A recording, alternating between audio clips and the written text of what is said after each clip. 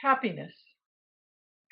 Happiness can be sparked by as little as a banana nut muffin and a ray of sunshine. It comes in the form of a 50-pound, 6-month-old puppy. The freedom of practicing braless yoga at home. When warm sun rays melt my worries into a smile. Living simply, reducing my stress, lounging in the luxury of peace. Elated by progress. My newly cleaned car is so happy inside and out. I am happy that those closest to me are healthy and safe. Loneliness.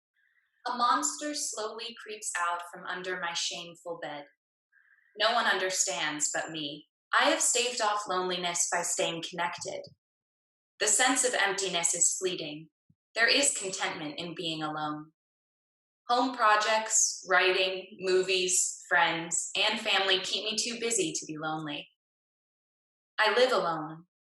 I am almost never lonely. I am lonely now. I met a man who said he just wants his family to be with him. No one in his unit is allowed to have any visitors in order to contain the spread. He died alone and afraid. Humor. Humor seems wrong during a pandemic. How did Andrew Cuomo become my one true love? If you lose your sense of humor, you'll never get through this exile. Memes, putting things into perspective. Dad jokes, spurred on by a shot of Kirkland tequila. My dad never fails to make yo mama jokes to me. Watching the White House news press conferences on TV. Humor is what gets us through and helps us heal.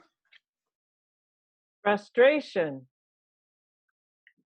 Stretching out tasks to fill available time and limiting them to 2 per day? Not my usual modus operandi.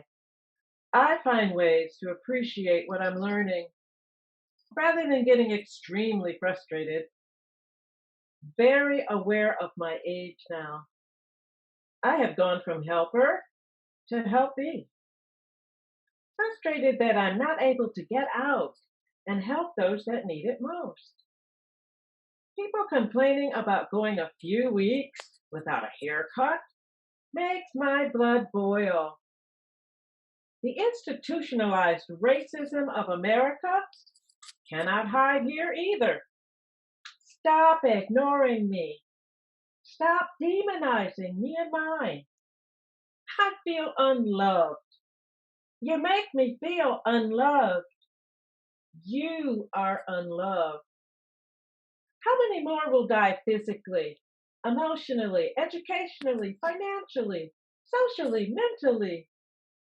What happens to dreams deferred? Maybe then they'll understand the severity of what we are dealing with. Balance. I'm losing my balance a lot more. It is hard to balance, living in a warm, cozy apartment, yet surrounded by so much loss. Balancing needs and wants. I find I don't need as much to have joy. For the first time in a long time, the scales are tipping back and forth between despair and peace. Pain is okay.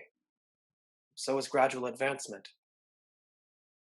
I have been granted time to relearn, continuing physical therapy, driving with purpose, rising early with pride, speaking with real people in person. I have a lot more balance in my life now that it's been forced to take a laid-back direction. Fear. I hate being afraid of bumping into someone. Look at the discrepancies between brown, black, and white Americans. Ask, when will this end? Ask, what will you do to stop perpetrating racism? That people can't see how our normal never was. That the virus is going unchecked in the homeless areas and that it will spread. Are we playing probability roulette with each other's lives? I've thrown fear out the window since it serves no useful purpose.